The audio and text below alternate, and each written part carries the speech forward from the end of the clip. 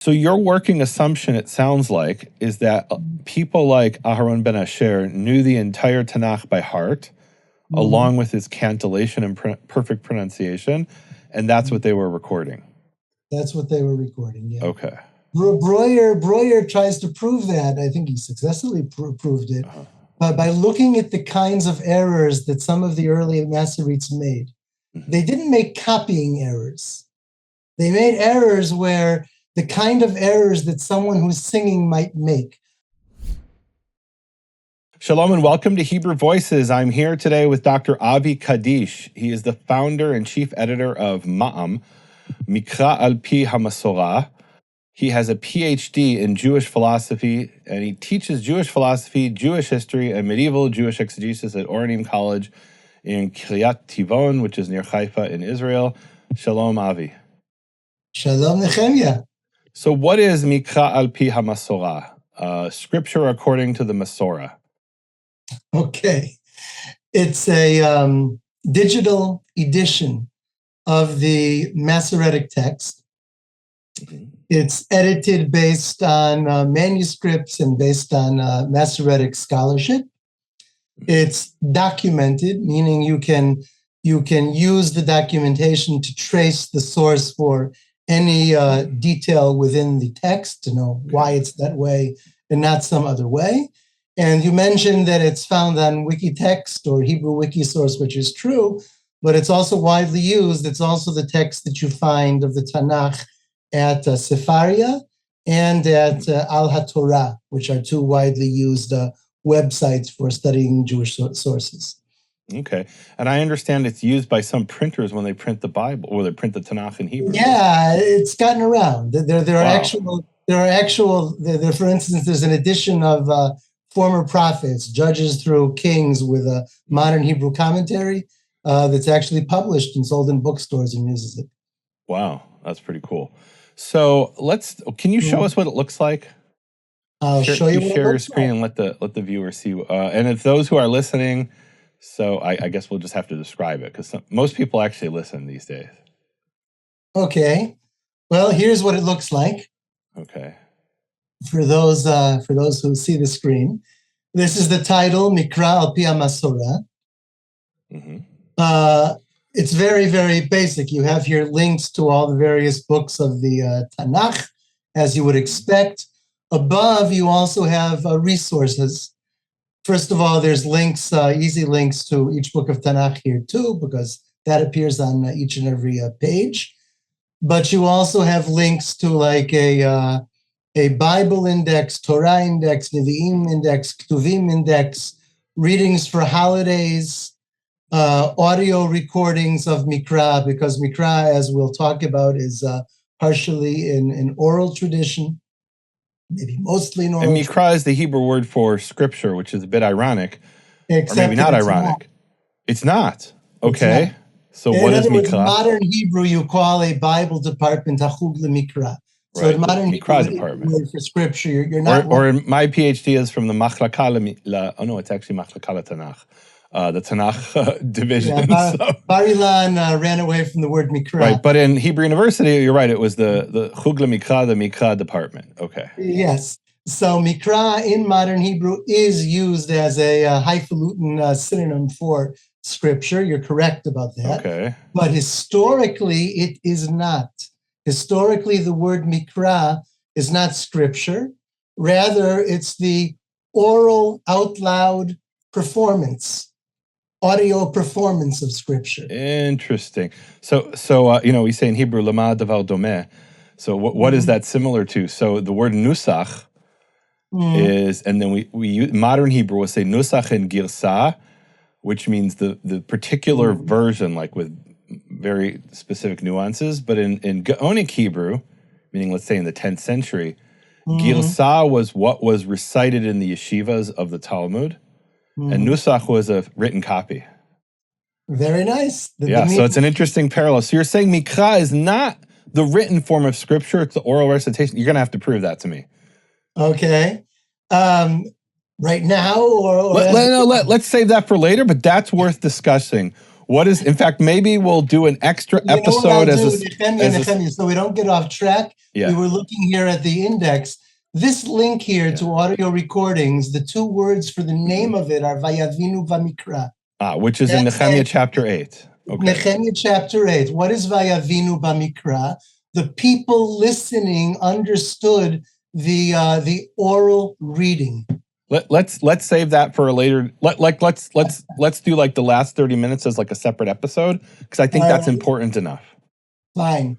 The ancient Hebrew word for well, what is it? So all right, let's save that. That actually is really important. I mean, it's fascinating. All right, so So tell us about this. So you have Mikra al Pia Masorah, and how did you produce this text? And by the way, this is Wikisource. So help me understand, because I really don't know. What is the relationship between Wikipedia, Wikitext, and Wikisource? Nice. Are those? Nice. Okay, I literally have no clue. I know that Wikipedia. Let me just say a few words about this.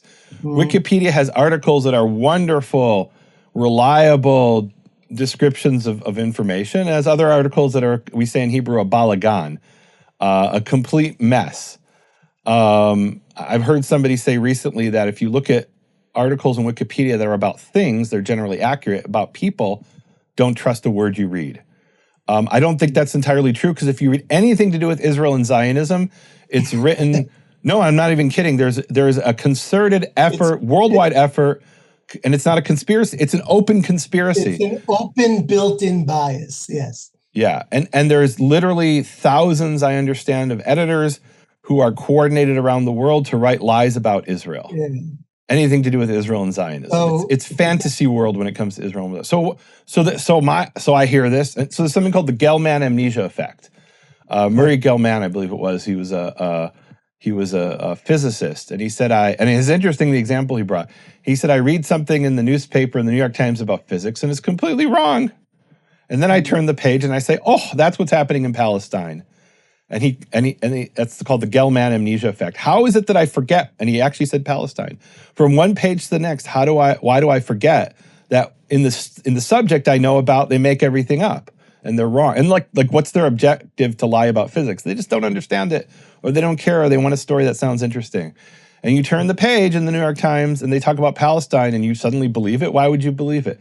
So why should we believe your text when there's so many lies on Wikipedia? That's where I want to, and now I'll turn it over to you. That's a good question. And the truth is, I really wanted to start with it. I want to give credit where credit is due to the projects of the Wikimedia Foundation.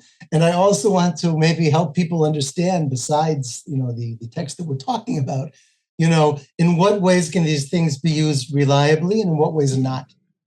Okay. So way back, I was one of the, I guess, early people who got attracted to Wikipedia when Wikipedia was the only thing that existed. And I thought, wow, this idea is fantastic. Crowdsourcing will build the world encyclopedia. And I even thought that the crowdsourcing would help eliminate the bias, because, each side would have to source itself, and something good would come out of it. And the truth is, that was the intention at the beginning. They had something called the neutral point of view, which in the beginning actually worked. Okay, it mostly worked. And in time, it didn't, for reasons that are not relevant to our discussion. But what I really thought when I started looking at Wikipedia, and even beginning some of the original Judaica articles in Wikipedia, was this would be fantastic, not for encyclopedia articles, but for a digital library. To take the books on the shelves and crowdsourcing with thousands of people to create digital editions of them. Tell the audience who may not be familiar what is crowdsourcing. Crowdsourcing means, like, if there's a Wikipedia article on, I don't know, the institution that I studied at, Yeshiva University, so anybody who knows anything about it or knows sources that write about it can go in and improve the article more and more and more, so that it gets better and better and better and better. That's the idea of crowdsourcing. The idea of crowdsourcing in a pithy way is that the perfection is the is the enemy of the good, right? If you want a perfect encyclopedia article, you're going to have to wait a long time to get it, if ever. But if you're willing to have a good article that little by little over the years can be incrementally improved, okay? The same thing with say Huckleberry Finn, okay? By Mark Twain, right? My idea was, okay, this is public domain, published in the 1800s, right? Somebody can type in Huckleberry Finn, and even if he makes typos, it's not the end of the world because the next guy can come in and fix the typos. Okay. But it already is. So by 2003, that already existed, not due to my efforts, in English and in some other languages which coexisted with English on the same website. But it wasn't so easy for other languages because the documents was English. So in 2003, I made a suggestion and ultimately came to a vote, and it happened to have a Hebrew wiki source. Hebrew wiki source was the first wiki source in a language other than Hebrew with its own website. You mean other than English? Other than English and French and German coexisted with English. So sorry, it's wiki source? It's called Wikisource. I will show it to you in English. And so Wikisource, is that part of, I'm just not clear, is that part of Wikipedia? I will explain. Give me a moment and I will explain, okay? This is English Wikisource. Welcome to Wikisource, not the free encyclopedia that anyone can edit, but rather the free library that anyone can improve.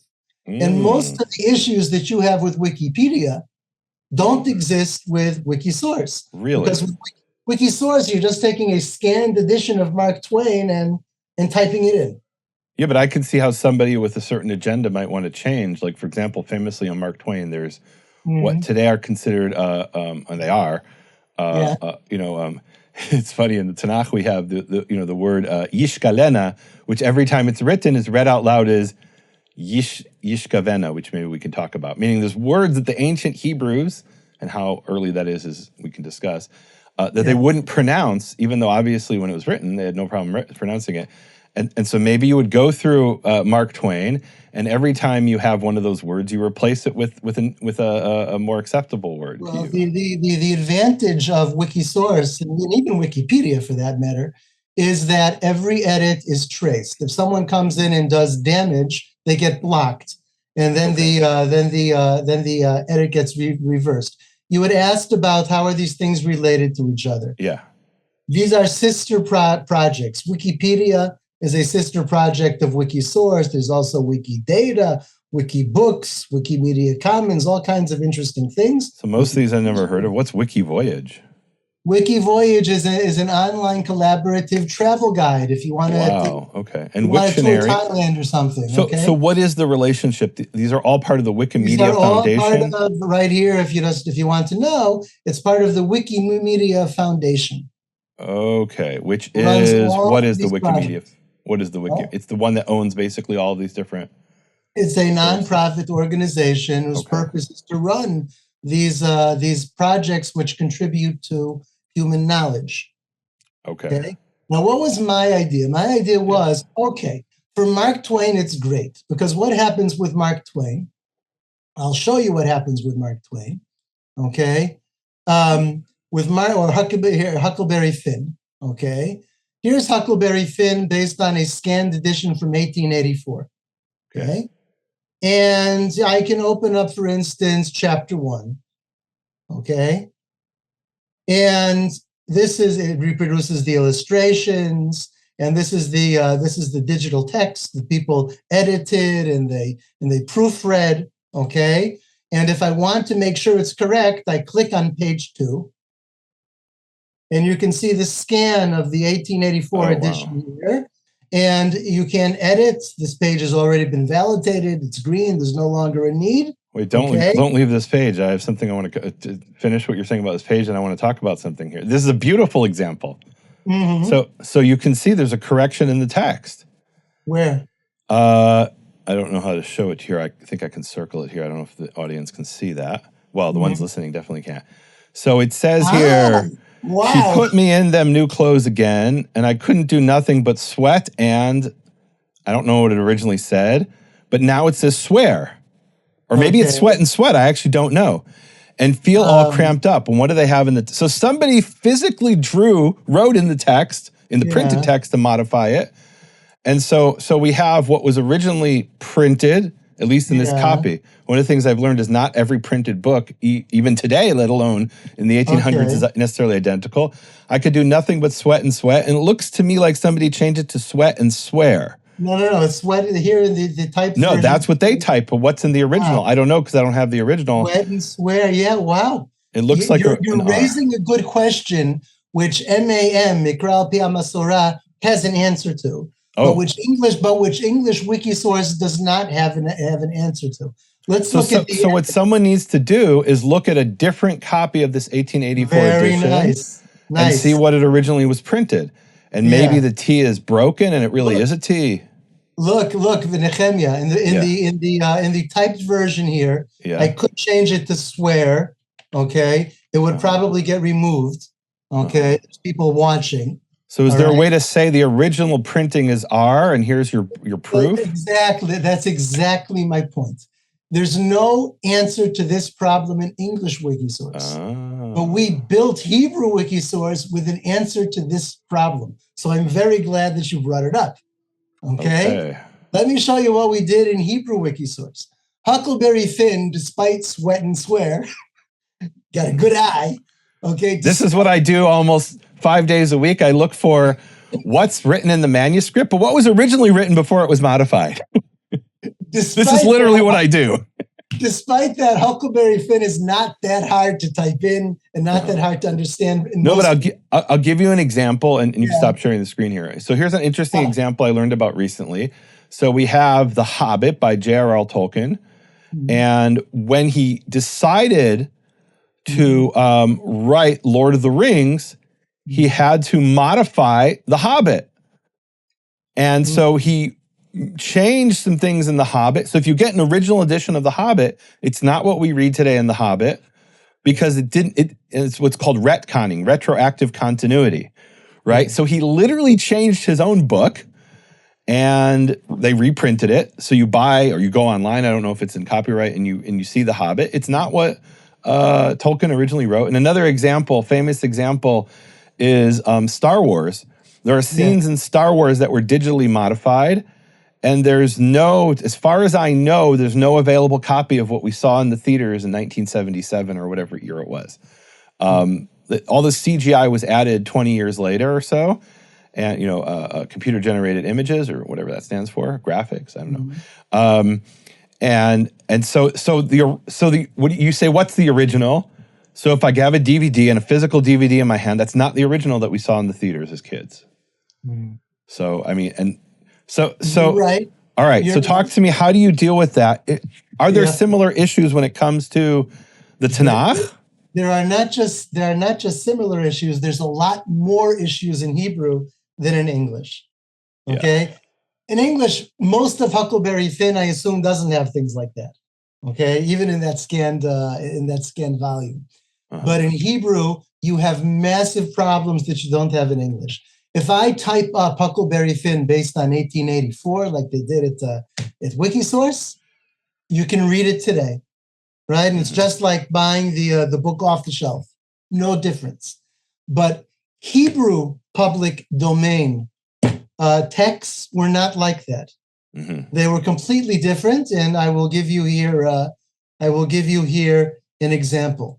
This was my first project at Wikisource before I worked on the Tanakh. This is Aruch HaShulchan, which is a 19th, early 20th century halachic code. And what you have here is, unlike Mark Twain, you have zero punctuation, no periods, no commas, no quotation marks. You have tons of words that they don't write the whole word. They just cut off the end of the word. Tell us what the relationship is between Aruch HaShulchan and Shulchan Aruch. Okay, the Shulchan Aruch, which is much better known, of course, this is a restatement of the Shulchan Aruch. Each chapter is restated. It's the Why same is it restated? Topic. Is it more like a summary or more succinct? Or? The Aruch HaShulchan, it's actually somewhat encyclopedic. The Aruch HaShulchan, rather than telling you the ruling like the Shulchan Aruch does, It gives you the sources and the Talmud and the decisors and how you get to the ruling. Okay. So wait, what were the issues here that you had? The issues here is that in order to have a modern digital version, you must add elements which the scan does not contain, which the original edition did not contain. Plus, like you're saying, there may be mistakes or unclear places. Or here, there's 2 words that are broken. Very nice. You have to guess from the context. I mean, it's not hard to guess. So the way we dealt with it was this. Okay, what we did was, in the edit page, I showed you the edit page for Huckleberry Finn. We actually changed the words. And let me just explain for those who are listening. I'm looking here at a Hebrew square script from, you said it's the 20th century, the 1900s? Around the turn of the century. Okay, so sometime late 1800s, early 1900s. And there's a piece of paper missing. And we can guess what that word is. It's probably not hard to guess if we read the context. But yeah, all right. So in that case, and this is your only source, right? Meaning like, or are there multiple scans? The manuscripts of most of this work no longer exist. Certain parts do. And the only source for this text that we have is the published text. Okay. Right? Yeah, but there must be other copies of the published text. Meaning it's there's tons of copies of the published text. We need to pick one. This is actually the original edition, also from 1884. But look at the difference between how Huckleberry Finn is presented, which they built English wiki source on stuff like that, versus this Hebrew text, which is the stuff we build Hebrew wiki source on. So give us an example of something that you would modify here. Okay. This is an abbreviation. Moshe Rabbeinu alav hashalom. All right, so we have 5 letters, Vav, Mem, Resh, Ayin, Hey. And if you didn't know what that was, it would be gibberish. Or it would mean, and the pastor, let's say. Yeah. So meaning where we added punctuation, we expanded the abbreviations, we expanded the abbreviated words. And when there was something like this, we created a template. Meaning there's paper missing, Okay, we describe that the copy, here what we would do, for instance, we'd say the copy is damaged. Maybe we found the words in an alternative copy. Maybe we're supplying it through a reconstruction, okay? But we document that there is a problem and what we did with the problem. Wow. Okay? Wow. And even adding the punctuation. With every time we add a period, we don't note it. But in the introduction to the edition, we say that this edition adds punctuation, crowdsourced punctuation, which did not exist in the original edition. Let me ask this question, and that's probably good for the average user. But if I were studying this for, let's say, to cite in an academic article, I need to know what actually was printed. Do I have access to that without going through it? In other words, can I click a button and see, here's what's on the page, and then here's how it was expanded? And why is that important? There might be a place where you thought and this happens all the time, happened to the Masoretes, which maybe we'll get to, where you thought the abbreviation meant one thing, but the abbreviation, I think, means something else. There are examples where one Masorete was copying, and he misunderstood the Masoretic note of a previous Masorete. We have examples like that. So I want to see the source. So is that accessible with Wikisource? Well, there's a legal side to your question. Because Wikisource cannot use copyrighted material, we're working on uncopyrighted materials like this. Right. Since it's uncopyrighted material, we provide links. It exists on the internet because it's not copyrighted. You can download the scan. And we've made an effort for the text within Hebrew Wikisource to always provide links to the volumes and the scans upon which the edition is based. But there is no, what we might call a diplomatic edition, where it's an exact reproduction. That's the term we use. A diplomatic edition is supposed to be an exact reproduction of the source. That's the beautiful thing. Okay. It's crowdsourcing. If you don't like that I added commas and periods to this text, and you want the diplomatic edition, then nobody is stopping you. I actually do like it, but I'd like to have access to both. That's my point. That's what I'm saying. If you like it, don't say, I'd like it, so why haven't you supplied it? Okay. You should say, I'd like it, so hey, Wikisource allows me to go and do it. I'll go create my own diplomatic edition of Aruch HaShulchan on Wikisource. Okay. All right. Beautiful. That's what crowdsourcing And anybody is all can, about. if there's somebody out there who says, and I'm just thinking out loud here. So let's say I don't know. I want to try to be diplomatic here. Let's say I'm somebody with a particular religious perspective, and I believe. Well, I'll give you an example. So Muslims have made the claim, it's Islamic doctrine. Not all Muslims believe this, but there's an Islamic doctrine that says that the Jews and the Christians have corrupted their sacred texts. And let's say I were a Muslim. Ahrif. And it's called ahrif. Okay, is that with a het or a he? With a tav at the beginning, tahrif. Tahrif, okay. Is the Islamic claim that the Jews and Christians falsified the scriptures. Okay, so let's say I were a Muslim and I decide I'm going to reconstruct the original book of Genesis, and instead of Isaac being bound to the altar, it's Yishmael or Ismail. And I decide can I go on Wikisource and copy your text and what is that called, a fork? Make a fork. It's a fork, yeah, sure. Meaning I make a version of it where it's Yishmael who's bound. Can I do that? And I call this the Islamic reconstructed original Taurat. Just like Sepharia and Ala Torah copied that biblical text, MAM, so too you can copy, and for instance, Ala Torah has done things to it, has modified changed it. Modified it. So too, you can fork it someplace else and do whatever you want with it. And that's FORK, so the fork is like a fork in the road. Yeah. And so there's another version of it out there that's based on an earlier version. Right. So in other words, they could not retroactively, well, maybe it is retconning, right? In other words, they can reconstruct what they believe to be the uncorrupted form of the Torah. And in it, I don't know, Abraham will go to the Kaaba with Ishmael, and they'll build it together, right? He'll have, chapter 24b or something, I don't know, where, meaning, so they could do that on Wiki. I mean, literally, can they do that on Wikisource, or do they have to do it on the different website? You can use the material on all Wikimedia Foundation projects. Yeah. In any way that you want. But can they do it on Wikisource is my question. Oh, could you do that on Wikisource? Yeah. That's a little bit, not quite. Okay, because you say if I don't like that version, make my own version. But now I've got to make my own infrastructure of the website. Correct. Let me explain. English Wikisource is much stricter because they're able to be stricter. They only allow scan of a page and the text. Okay. Aruch HaShulchan, that won't work.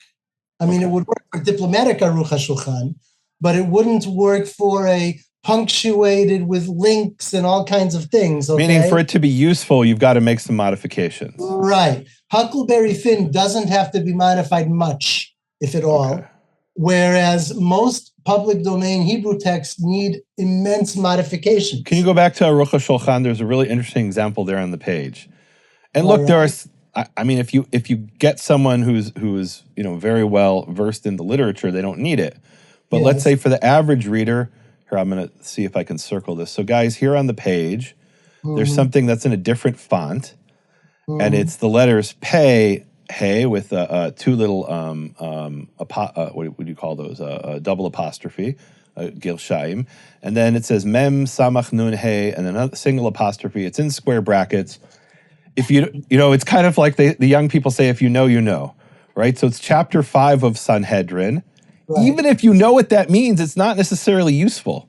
I want a page number in the tractate of Sanhedrin. That's what we for do, it to be useful. Nehemia. We turn that text, Perek Chamishim Sanhedrin, into a link to the page of tractate Sanhedrin. Beautiful. That's beautiful. So that's a very powerful thing you've done. In other words, you haven't preserved the text exactly as it was printed, but you made it far more useful than the printer or author ever imagined it could be. Plus, we explain what we did. That's beautiful. We don't say that the link was originally there. In the introduction to the edition, we explain that we've added links to certain things. So I've worked on some medieval rabbinical texts, and it might take me, and this is easy, right? Chapter 5 of Sanhedrin, that shouldn't take a long time to find. But I've worked on things where it's not easy necessarily to decipher what they're referencing, and it's detective work. And in some instances, you find out they're quoting the Yerushalmi, the Jerusalem Talmud, but that rabbi in his life never saw the Jerusalem Talmud. He's quoting rabbi number 2, who's quoting rabbi number 3, who's misquoting rabbi number 4. And in the Jerusalem Talmud doesn't even say that. Like, I have an actual example of that in an article I published. Might be a slight exaggeration, but it's something where it's very clear that this rabbi has never seen the Jerusalem, or if he does have the Jerusalem Talmud in his library, he's not going to go to the trouble of opening up that volume and trying to find it. It's quoted by this other rabbi, and he trusts him, right? And so that's actually a problem in the Jerusalem Talmud in particular. That there's a lot of quotations that are second or third hand. Right. So, all right. So now let's go to the Hebrew Bible. Now we get to Mikra al Pi Masorah. Let's go. Let's jump into it. What I wanted to do, last little point about Aruch HaShulchan. I thought with Aruch HaShulchan, which was my first project, that, hey, I want to study Aruch HaShulchan. But there's no commas and there's no periods. And whenever I would use a printed book, I'd write it in the commas and the periods. I said, why don't I do that online if Hebrew Wikisource would exist, which it did finally in 2004. Yeah. And as I read, I'll punctuate and I'll expand abbreviations. And then I'll do this chapter by chapter until the book is finished. Okay. And I did that. We did the first section, Orach Chaim, of the Aruch HaShulchan. Myself and one other person, we finished the entire thing. Wow. And as I do it chapter by chapter, the next person who studies that chapter will have a better tool. I did that in some other projects. And then finally, I started asking myself, what about the Tanakh? The Aruch HaShulchan wasn't satisfactory in its printed version. And there are beautiful Tanakhim, but none of them was exactly the way I thought a Tanakh should be. And certainly online, I didn't find a Tanakh that I thought was good enough, okay, for traditional Jewish use. That's an interesting statement that I think you have to explain. What do you mean? Okay, well, at the time, there were 2 Tanakhs available online digitally. When I say Tanakh, I'm talking about the Hebrew Tanakh with the Mikra, meaning with the vocalization, the vowels and the accents and all of that. The 2 that existed at the time were something called the Westminster Leningrad Codex, which some of your viewers may be familiar with. A wonderful fellow named Chris Kimball. He created this early on in the internet age. He wanted to have a diplomatic edition, an exact digital copy of the Leningrad Codex. And that was available under an open license. He put it into the open domain. Anybody could use it. Okay. The other thing that was available at the time was a lesser-known website, although to some Jews might be familiar with it, called Mechon Mamre. Mechon Mamre was a digital Tanakh, which was edited according to the Masorah. You know how. So we had what the young people call. Phrases. Hold on, we had some air quotes for those who are listening. Yeah. You say so you know that it's a loaded phrase, edited according to the Masorah. Okay. I wasn't putting the air quotes because I think he didn't do the job. He did the job. Okay. The editor who passed away a couple years ago was a wonderful man, and he did an excellent job editing. Okay. Yeah. But no matter who you are, if you're one person, right, you can never do a perfect job. Ever. Okay. No human being can do a perfect job, certainly on the digital Masoretic text, which Yosef Ofer says has more than 3 million orthographic signs, letters, and accents. Tell us what that means, orthographic signs. In other words, letters and a little vowel symbol here, or a vowel symbol there, or an accent here, or an accent there. Right, so it's not just the number of consonants. When you take into account all the vowels and accents, you're saying the estimate is 3 million. I hadn't heard that. I did hear a lecture from Yosef Ofer like over 20 years ago. Yeah. I think it was over 20 years ago, when they had the launch of the Jerusalem Crown edition of the Tanakh. And this was at Mount Scopus, Hebrew University. And he gave a fascinating lecture that I've never forgotten, which I think will tie into what you've done. So Rabbi Mordechai Breuer had created 2 editions of the Tanakh that were printed, but they weren't available in digital format. Correct. So what he did is he took some edition, I believe it was the Westminster, it's been over like 20 years, so I don't remember exactly, but I believe it was the Westminster digital edition, and he had a team of research assistants who went through and modified the Westminster edition to match the printed Breuer edition. And he said it's impossible, I'm paraphrasing here, so apologies, Professor Ofer, but he said something to the effect it's impossible not to have mistakes. When they went and they spent several years going through editing this. I mean, it's actually almost what Maimonides says about Ben Asher, that he proofread it many times.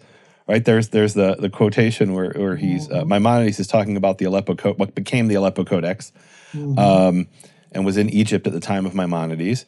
And so Ofer's team went through multiple times, and he said when they would go 8 hours and find only 1 or 2 mistakes, then I knew that okay, it's never going to be perfect, but this is as close as we're ever going to get.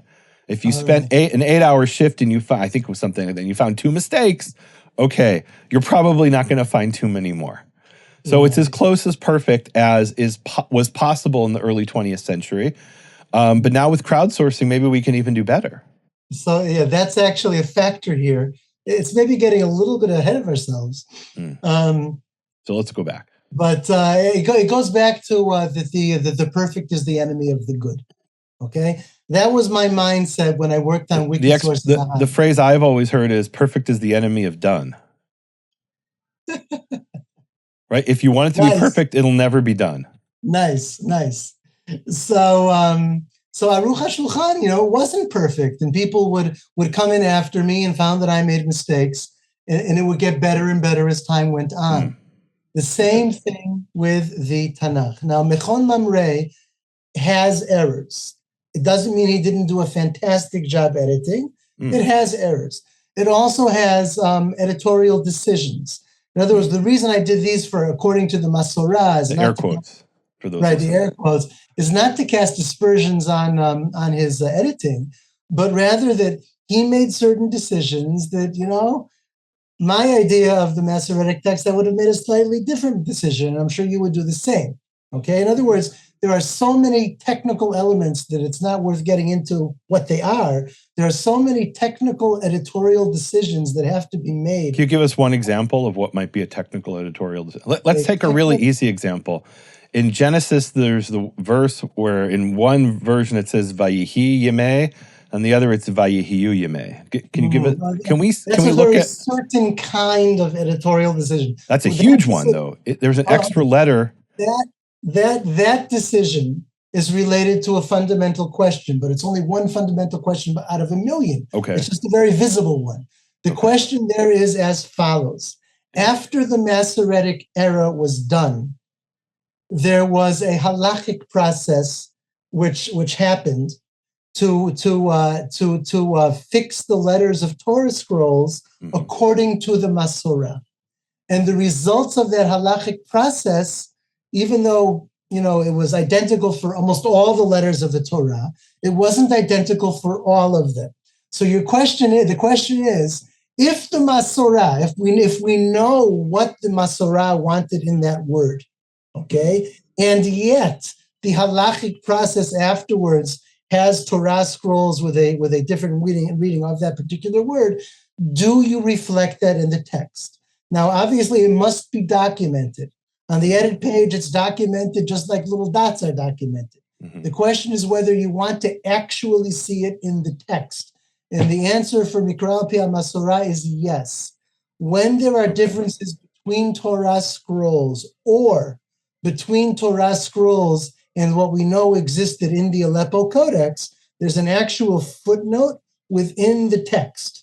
Can you show us an example of that? Yeah, Vayihi and which chapter? Right, show it. I know it, but the audience, at least the ones watching on video, I think it would be useful to see. Tell me what chapter and I'll give it to you. I think it's chapter 5, right? I think it's Vayihiyu Yemei Noach, if I'm not mistaken. Yeah, it's chapter 5. Yeah. So let me share chapter 5. Here's what you do. I go into Genesis, Bereshit. I select chapter 5. Mm-hmm. And where down below we'll have no, it's not So maybe here. it's not that one. It's one of them. I don't remember. Let's look at Petsua Daka. That's easier to find. Okay, give me the. So that's going to be here. Let's see. There's an example here. Zesef. Yeah. Okay. In Yemenite Torah scrolls, there's a large letter samech in Sefer.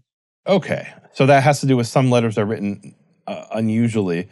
That okay.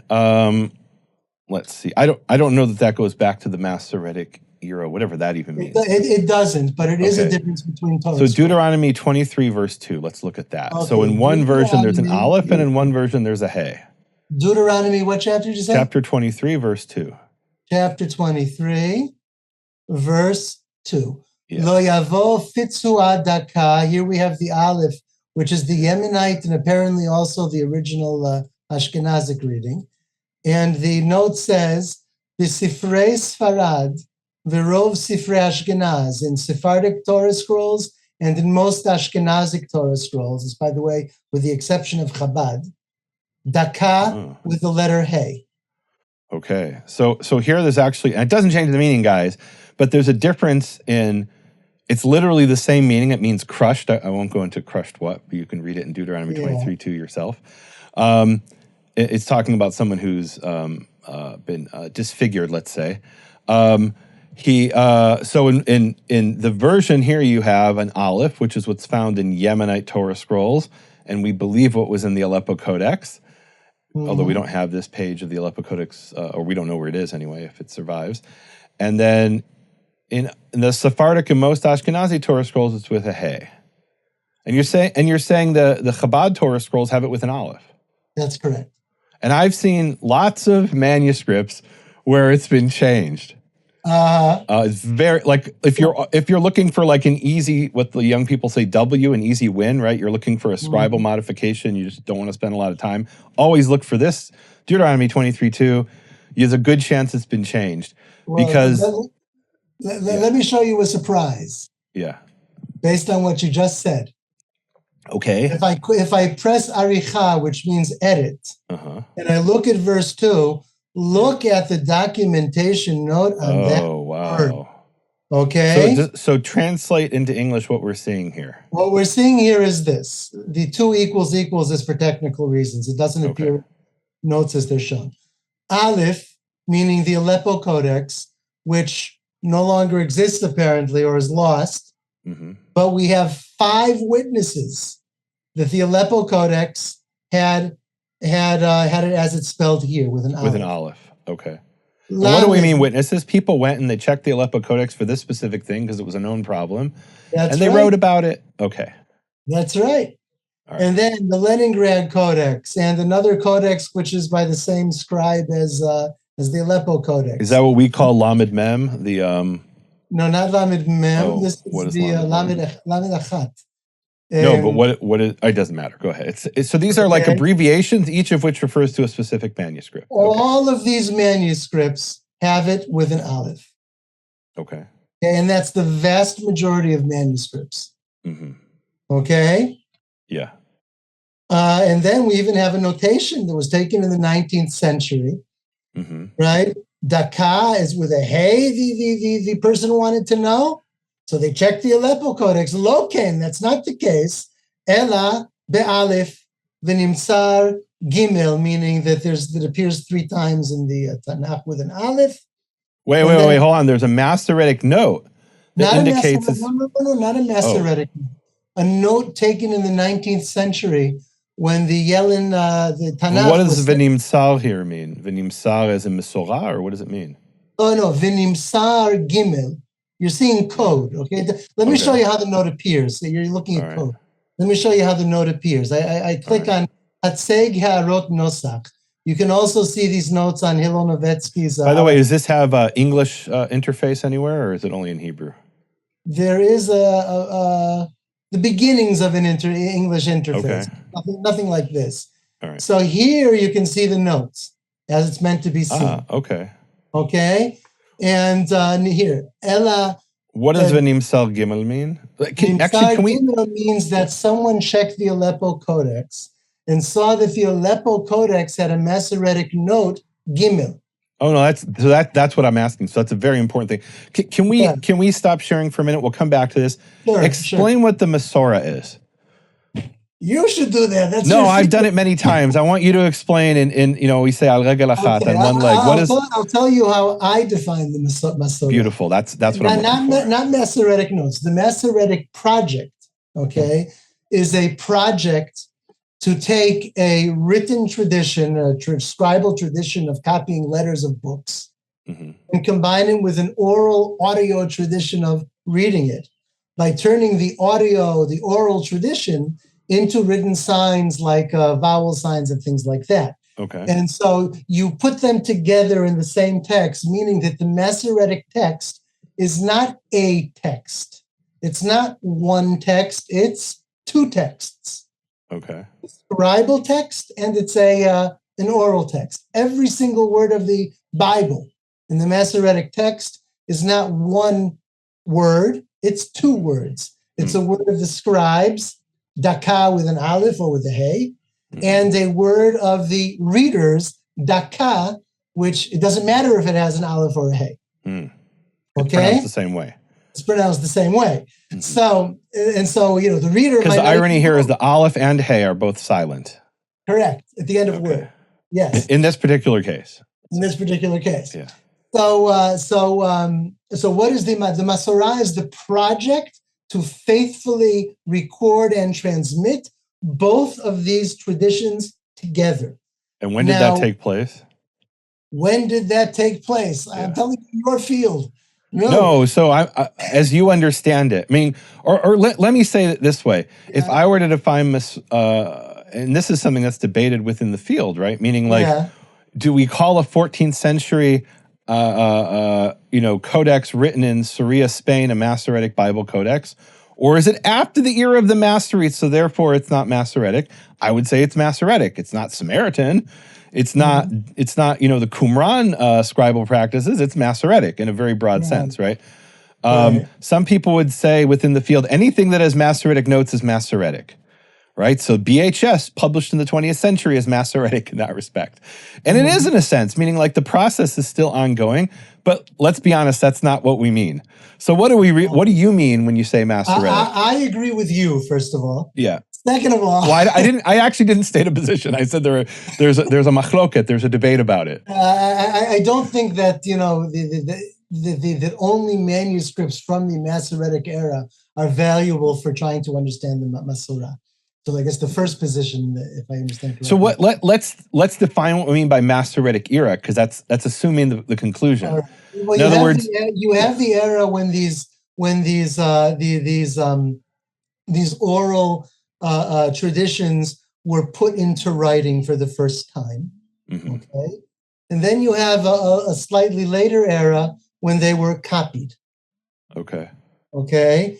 And the idea is, and Rabbi Breuer very nicely proves this and shows this, is that in the early part of the Masoretic era, Masoretes did not copy vocalization.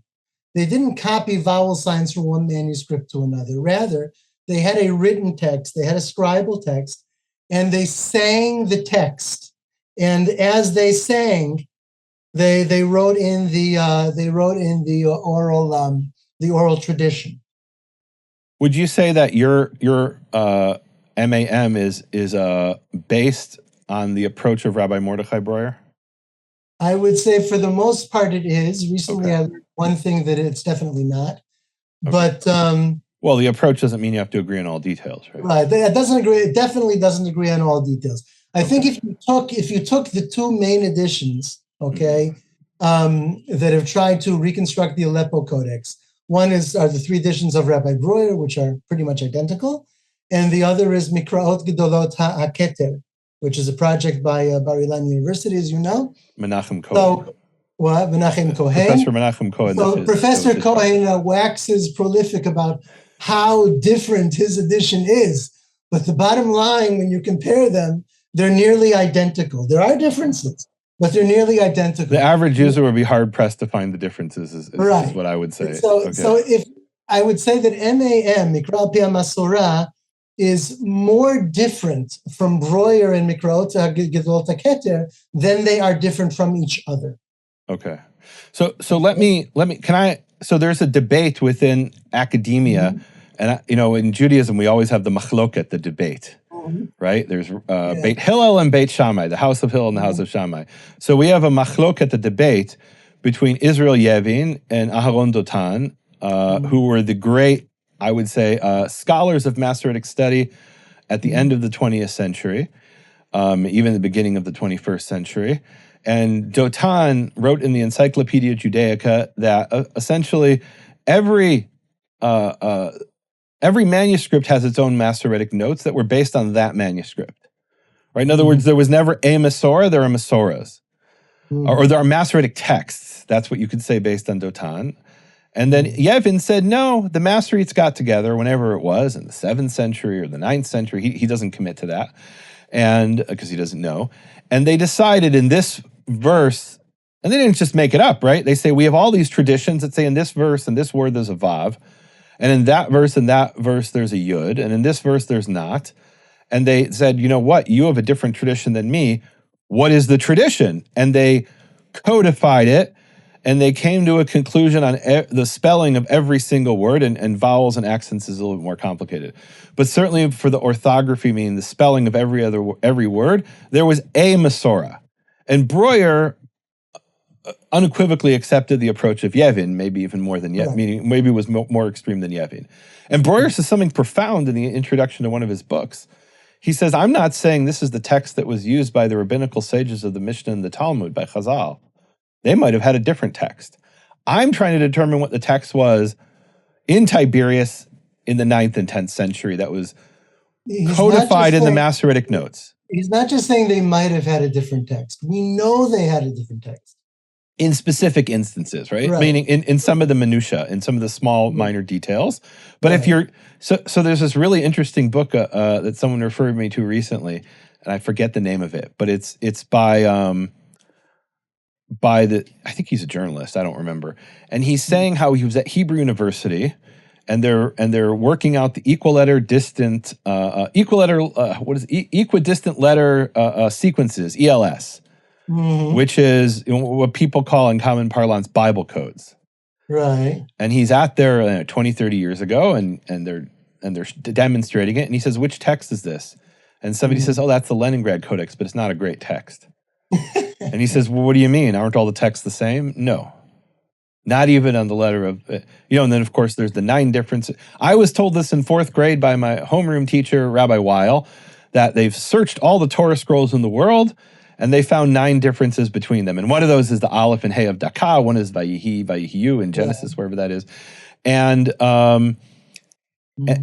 that's a bit more complicated, right? It's not any. It's far more complicated. So let me turn it back. Now that we have some idea of what are the Masoretic notes as you understand them?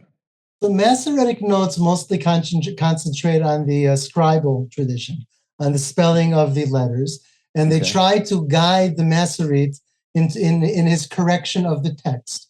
Somebody prepared for the Masorete a codex with letters. Not all the letters are correct according to the Masorah. He writes in the Masoretic notes after he's already vocalized the text. And that enables him to check, to go through the Bible again and again and again, and to make sure that the letter text accords with what the Masoretic notes say it should have. And the interesting thing about, so this is the context in which Maimonides says the Aleppo Codex is so reliable. He says because Ben Asher proofread it many times for many years. Right? Yes, there were mistakes in it, and he corrected those mistakes based on his knowledge of what based on what Yevin calls the Masorah, right? And so here was a controversial statement, and I'm going to ask your opinion. I don't know that it's, there's something called the Dunning-Kruger effect. As you get more and more knowledge, you realize you know less and less. So would you say the Aleppo Codex is a representative of the Masoretic text? Or the Aleppo Codex aims to be the Masoretic text, or the Aleppo Codex is the Masoretic text? How would you? I'll say 2 things. Yeah. Number one, the Aleppo Codex is the best representative of the Masoretic text. Okay. Number one. And number two, I said earlier that no human being can do a job like that perfectly. The only reason Aaron ben Asher was able to do it almost perfectly is because he never rested. He read it again and again. From the beginning of the Bible, he sang from Genesis to the end of Nehemia, right? He sang the Bible again and Why again. the end of Nehemia? Is that where it ended? Was the last book Okay. in the because Chronicles is before Psalms in the Aleppo Codex. Okay. Right. Yeah. So he, in other words, he sang the whole Tanakh to himself once and made corrections, and then he did it again, and then he did it again to the end of his life. And by the end of his life, or by the end of his editing process, it is a near perfect representative of the Masorah. So your working assumption, it sounds like, is that people like Aharon ben Asher knew the entire Tanakh by heart, along with his cantillation and perfect pronunciation, and that's what they were recording. That's what they were recording, yeah. Okay. Breuer tries to prove that. I think he successfully proved it. By looking at the kinds of errors that some of the early Masoretes made. They didn't make copying errors. They made errors where the kind of errors that someone who's singing might make. For instance, you have two similar but not identical verses, okay? And they transpose the cantillation from one to the other. Yeah, but copyists make that mistake too. We call that, that Malachi Beit Aryeh of blessed memory told me the term he uses for that is ashgarat sofrim, right? It's the familiar idiom of the scribe. And where that phrase comes from is in I believe it's in the Talmud or the Mishnah. Well, the Mishnah says that the people who, if they read from the Megillah, you are not, which I think you have behind you, right? A Megillah, the scroll of Esther. So if they read from the scroll of Esther, you haven't fulfilled your duty of hearing it. And one of those is a minor, one is a woman, and the other is cheresh. And the Talmud discusses it. They say, wait, cheresh is a deaf mute. How could a deaf mute read you from the scroll of Esther? He can't speak. He's mute. And so they explain, the rabbis of the Mishnah that was ashkara. It was a fluency of the tongue. Meaning this is a common group of people that are often mentioned together.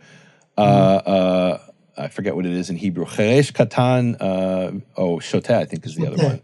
Yeah, the person, I don't know what the correct term is today for shoteh. Back in my day, we used the R word for that, but there's an example of like yishkaven, yishkalen, I can't even say the word, right? So someone who is mentally handicapped, I guess would be the term. Or I don't know what I don't know what the term is. So the point is that this is a group of people that's often mentioned together, cheresh katan v'shoteh, or however the order is. And so when they say that the cheresh, it doesn't, that's not the, it's essentially an oral, O-R-A-L, an oral error that they stuck in the word cheresh there. And the Talmud's saying that about the Mishnah, which is really, so Malachi Beit Aryeh added the word sofrim, ashkarat sofrim, right? The familiar idiom of scribes. And I see that kind of error all the time in medieval manuscripts, right? So the example I was looking at the other day is there's a verse in Numbers where it says, and Moses said to the Lord, right? And the scribe miscopied it in this 14th century Ashkenazi Torah scroll. And the Lord said to Moses, because Moses doesn't speak to God, God speaks to Moses dozens of times, right? So that's the phrase in your head. That's an example of I mean, that's beyond just like, the spelling of words. He put the wrong word. And then he has to go and correct it. And he has a problem because he can't erase God's name. Anyway, we won't get into that. So yeah, I'm not sure that convinces me because written texts have that type of mistake all the time. When I write emails or text messages, I'll often write T-O-O instead of T-W-O, even though I know the difference. But in my head, it's the word to, and my fingers know more than my head knows in a sense, right? My finger, and the pen is, it's the fluency of the pen in a sense, right? What you're describing. But okay, so the Masoretic notes. We should give Roy due credit. Look at his examples and then see if you're okay. Fair enough. So now that we understand what the Masorah. Wait, so the Masorah only existed essentially. Did it ever exist perfectly in any manuscript? Let me ask, according to you. And I don't know the answer to that. In the Aleppo Codex, it almost reaches perfection. he has two examples, by the way, where he disagrees with the Aleppo Codex in the letters, not just in the vowels or accents. But in any event, all right. So now let's go back and look at the Daka with an aleph or a hey and understand the notes that you have in Mikra Pia Masorah. So you're saying in the Aleppo Codex there was a Masoretic note that says Gimel that confirms that the scribe. Nehemia, let me show you. This is the Ala Torah website. Okay. Which is a fantastic website. It also has academic oversight. It uses my text. If you click on the notes, you get this. So the note gives you all the witnesses to the Aleppo Codex, all of the parallel Masoretic manuscripts, and the manuscripts confirm that this, in the East was certainly the Masoretic reading. There's a link to an article about this example, okay, by Mordechai Glatzer and other examples. But it also tells you why we have Daka with a hey. If the evidence is overwhelmingly aleph, then where did we get hey from? Hey entered Torah scrolls because of a halachic ruling after the classic Masoretic era of Rabbi Meir Abulafia, Halevi Abulafia, who is the Sephardic halachic decisor who decided which letters should be in Torah scrolls. And following the Ramah are the Torah scrolls of Sfarad, Spain, and Ashkenaz, Germany, but not Yemen. And by the way, for those listening, this is Ramah with a hey, not with an aleph. Ramah with an aleph is Rabbi Meir Isserlis. Okay. Right. All right. So, okay. So, and you don't have that? That's actually important information. That Ramah is. What do you mean by I don't have? Do you have the Ramah information there? What do you mean? I don't understand. So that part of the note, is that in your version of the note? Like, why are you showing this one? This is my note. The whole thing is from, they've copied your note. Okay. With permission, of course. Show it to me on your website. Okay, on my website, the note doesn't look as nice. You either have to see it with the code, or you can view it like this. Okay, so the layout it's kind of a pop-up. Is there a way to copy the information in that pop-up, or do I have to go to the other side? You can copy the information in the pop-up by going to the edit box, or by going to Ala Torah, where you can copy it. Okay, so let's look at it for a minute in Ala Torah and explain what we're looking at. It's the same note. What we're looking at in this note. Yeah. So you have a very important piece of information, which is Be'alef v'nimsal gimel. In the Aleppo Codex, there's a Masoretic note that says this is one of 3 instances of Daka. With an aleph. With an aleph. If that's what it means. Okay. And decipher the rest of it. What's aleph resh? So here, okay, I'll show you how you look at the sources. The whole thing has to be documented. Yeah. So to see the sources, what you do is this. Let me show you. Okay, here I have this index again. Okay? So there's a lot of abbreviations, and to understand what any of these abbreviations are, here's the method. Okay. Okay. So there's a Mavo Lemikra Al Pia Masorah, an introduction. It's a 6-chapter introduction. Wow. If I go to the introduction, it explains all of the different kinds of editorial decisions. If I go to the appendices, so the appendices show me this. Okay. For the main source, the first source is the Aleppo Codex. Okay. Okay. Aleph, for instance, Samech we saw. This is the letters of the Aleppo Codex according to the notes of Rabbi Yaakov Sapir in a work called Maorot Natan. This is a work which somebody wrote notes on the Aleppo Codex. It was edited and published by Raphael Zer. Okay, and there's even a link to the book itself here. Wow. All right. That's pretty cool. To Maorot Natan on a different website. Okay. Right. Aleph, what else do we have there? Aleph Resh. And the importance of this, I'll just explain for the audience, is most of the Aleppo Codex, especially on the Torah, is missing. But people went to Aleppo or lived in Aleppo and they studied it. Right. Meaning they knew that some Torah scrolls of a hey and some of an aleph, and they went, what does the Aleppo have? And they checked. Even though we don't have that page anymore, we have witnesses to what was there. Okay. Right. And Aleph Reish is an article by Yosef Ofer, right? About Kasuto's notes on the Aleppo Codex. He too went to Aleppo and he sat with the Aleppo Codex and wrote the voluminous notes on the Aleppo Codex. And so the word he checked also this word daka, is it Aleph or Hey? Uh-huh. And Umberto Casuto, or Moshe David Casuto, was the founder of the Bible department at Hebrew University of Jerusalem. Yes. And he traveled to Aleppo, I want to say it was 1942, but it could have been 43. Well, and at the time, what's that? Might even be 47 if the number. No, it wasn't 47. It was 42 or 43. And at the time, this was the Axis powers had allies in the Syrian government.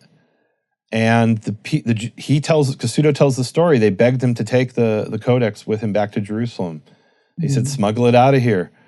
And he was afraid to. He's like, well, he wasn't just afraid to. He said, I'm an academic. I'm a scholar. I can't do that. That's something that, antiquities dealers do. I don't do that kind of thing. And he said, I think he said he later regretted it. I certainly regret that he didn't take it. So, all right.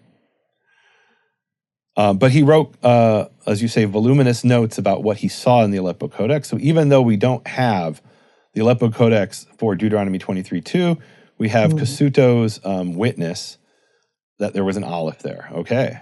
Yeah. So if we go back here now, so Aleph, where was it? Aleph Reish, this is Casuto's note. And Aleph Samech, this is Sapir's note. Why a Reish? Because Kuf was already taken for Casuto? Yeah, Kuf was already taken. Okay, fair enough. I think for Rishimotav. All right. Okay. His lists. All right. Or his notes. All right. So he also says as a Masoretic note that it's one of three. Yeah. And then, wait a minute. Lo yavo ve'et daka teshev. And so not only does he say one, so is that what the three are? That's the catchphrases? But that's not maybe that's a Masorah Gdolah note. It sounds like it is. In other words, not only did the Aleppo Codex say which three, it listed the verse. They didn't have verse and chapter numbers, so they would quote a word from the verse. Okay. Yeah. All right. So, in other words, there's a difference between the mass manuscripts. And look, even Torah scrolls written today have this different, like you said. Meaning if you go to different, even Ashkenazi synagogues, some of them will have it with an aleph and some will have it with a hey, because you said Chabad has it with an aleph. If you want to see a more normal note, meaning on a less famous example, maybe on a smaller detail, Lo tita'ev Mitzri, do not despise an Egyptian. Okay. So, so this is not what I thought it would be. This is a note saying that there's a space in the middle of the verse. Okay. And so it's not a matter of dispute, just typographically, it's difficult for you to make the space. Most of these notes, if we go to the previous chapter. Do you need that note because on the website it's hard to make that space? Yeah, you know what? I think he'll put that note in. I don't think that's my note. Okay. Who did? I didn't hear you say. This will be my note for sure. Okay. Okay. This is something very, very typical. Okay. All right. Not very well. It happens. Okay. There's the printed editions have different cantillation than the manuscripts. So in the manuscripts, we have it confirmed in a whole slew of manuscripts that it's munach revi'i, meaning this and this dot here. And but in the printed editions, it has a different cantillation like this on top. Kadma v'azla. Okay. Kadma v'azla. And wait, go back to that note. You're by accident. Yeah. Okay. So when it says v'chein ta'aseh tliti'eh kadma v'azla question mark lo chen ela munach. That's you writing that, or what? No. That's the note. In other words, that Yoshua Kimchi took a Tanakh, a printed Tanakh to Aleppo. He was on a mission. And the rabbi wrote all these questions. Like here, he had a question. Is this the correct cantillation? Kadma v'azla? And then Kimchi would write ken or lo.